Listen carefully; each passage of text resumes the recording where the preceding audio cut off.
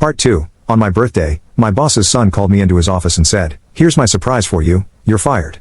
I left quietly without making a scene. Then told IT to my new husband. WHO just smiled. 4 hours later, panic broke out, 98 missed phone calls. It keeps asking for the primary architect override. He's panicking. Please call me back. Please. I didn't call back. Instead, I sent a single text to Susan. Speak to your legal team before contacting me again. This message will be saved. Then I picked up my bag, slid my laptop inside, and turned to Noah. I need a favor. He raised an eyebrow. I need a meeting with someone high enough to take this seriously. The Ridgeview contract was submitted to the city. Who handles post-approval compliance checks? Noah didn't even blink. My boss, Gina. I'll call her. 2 hours later, I sat across from Gina Montoya in a quiet conference room at the Department of Urban Development. A sharp woman in her early 50s, with clear glasses and a no-nonsense attitude. I laid out everything, the original Ridgeview plans, my actual version, Darren's altered submission, the forged timestamp from my login credentials, which I proved had occurred while I was on vacation 3 weeks prior. Gina didn't interrupt once. She just took notes, nodded slowly, and finally said, "Jesse, what you're showing me isn't just unethical. It's criminal. If those homes were built with these specs and something failed, families could die." "I know," I said flatly. She tapped her pen against the folder. "I'm going to flag the Ridgeview permit for emergency review. And you're going to need legal representation. If your name was forged, you're not responsible. But the optics could get messy." I nodded. "I'm ready." Back at home, Noah handed me a printed email. Subject, urgent, Jesse. From, Gregory R. Langford, founder and former CEO, Everland Homes. I hadn't spoken to Gregory since his stroke the previous year. We'd exchanged a few polite texts during his recovery, but he hadn't been involved in day-to-day operations since Darren took over. Noah read my hesitation. "You should talk to him," he said quietly. "He's not like Darren." So I called. "Jesse," Gregory's voice rasped through the line, weaker than I remembered, but still sharp. "What happened? You mean besides being fired illegally and having my signature forged on $1 million project?" Silence. Then softly. "I'm sorry. I never should have handed him control." I let the silence hang before replying. "It's done now. Can you meet me?" "I'm not interested in coming back, Gregory." "I'm not asking you to. I just need to talk." "Please." I agreed. We met later that afternoon at a small cafe far from downtown. Gregory looked older. Thinner, but regret clung to him like a second skin. "I built that company for 30 years, he said. "And my son undid it in less than one. I thought he just needed structure. I didn't realize he needed a leash." I said nothing. Gregory continued. "Susan told me what he did. He's denying it, of course. Said you sabotaged the files." I laughed bitterly. "Of course he did." He leaned forward. "Jesse, if you pursue this legally, the company will fall. You know that." I looked him in the eye. "That's not my problem." He swallowed. "What if I offered you something else?" "I'm listening." But before he could speak, my phone buzzed again. Another voicemail. This one from Darren himself. "Jesse, look, maybe we can fix this. I didn't mean for it to go this way. We could talk. Come back. I'll undo the termination. We'll call it a miscommunication." Miscommunication. I ended the call and looked back at Gregory. "They're scared," I said, "and they should be." I didn't respond to Darren's message, not out of strategy, at least not at first, but because I physically couldn't. My hands shook too much. The man who fired me with a smirk on my birthday now wanted to undo it like it was a bad calendar invite.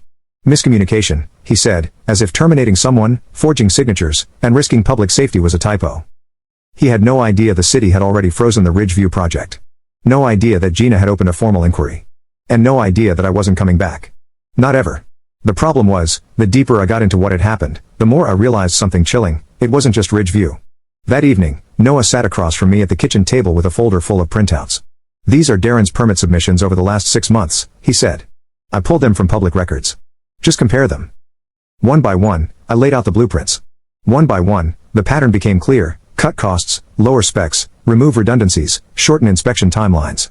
And every time, a signature. Mine, or someone else's from the design team. Names of people I knew had no idea they were being used. "I think Ridgeview was just the first to almost hit the wall," I whispered. Noah nodded grimly. "We need to take this beyond the city." "You mean the state board?" "I mean the licensing bureau, the ethics committee, anyone who will hold him accountable." The next day, I spoke with a construction ethics investigator. I didn't want to go public yet. I wasn't looking for fame. I wasn't out for blood. I just wanted the truth out and the risk to stop. But truth doesn't come quietly. By Thursday morning, a local news site ran the headline, whistleblower flags major safety violations in $22 million Ridgeview development. My name wasn't mentioned, but the quotes, the documents, those were mine. Within hours, 3 more outlets picked it up. City council members issued statements of deep concern. And Gregory called again. Jesse, I don't blame you, but Darren, he's spiraling. He fired 2 more people yesterday. Legal's a mess. Clients are threatening to pull contracts. He paused. They want to talk to you. I stiffened. They? The board. No, Gregory. I don't need an apology from a board that let this happen. They watched him dismantle everything. Gregory sighed. Then what do you want? I didn't answer, because honestly, I didn't know yet. That night, Noah and I finally talked about something we'd both been dancing around. What if this becomes bigger than we expected? He asked. What if people start coming after you? You mean legally? I mean professionally. Personally. Retaliation. Darren's the type. I nodded slowly. Then I'll need protection. From the closet, I pulled out an old binder, one I hadn't opened since I freelanced during grad school. Inside were sketches, flowcharts, system notes. A full outline for a project management system I'd once dreamed of building. One that would eliminate the need for manual tracking, flag inconsistencies in submissions, and store backup approval trails. I had stopped working on it once Everland offered me a stable role. But now it felt like the right time. I'm not going back, I said to Noah. But I'm going to build something better, something they'll need. 2 days later, I registered my company, Proofline Project Systems. Within 48 hours, I had a consultation request. Not from Everland, of course, but from one of their biggest competitors. They'd seen the news. They'd read between the lines. By the following week, 2 more firms reached out quietly, discreetly. They didn't want to get caught in the headlines, but they did want better systems. Systems I could build. Meanwhile, Everland was burning from the inside. Susan, the compliance officer, messaged me late one night. Jesse, everything is falling apart. Darren's been removed from daily operations, but we can't recover Ridgeview.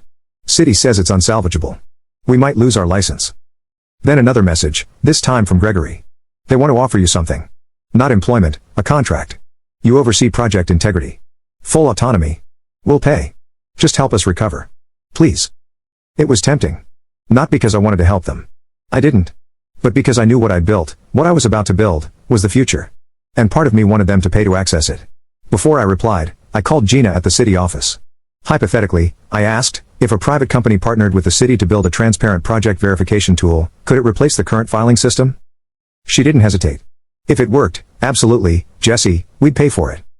The real gift Darren gave me wasn't that text message on my birthday. It was the fire he lit under me, the chance to rebuild not just my career, but the rules themselves. And now I wasn't knocking on anyone's door. I was building the damn building myself. I didn't respond to Gregory's message right away.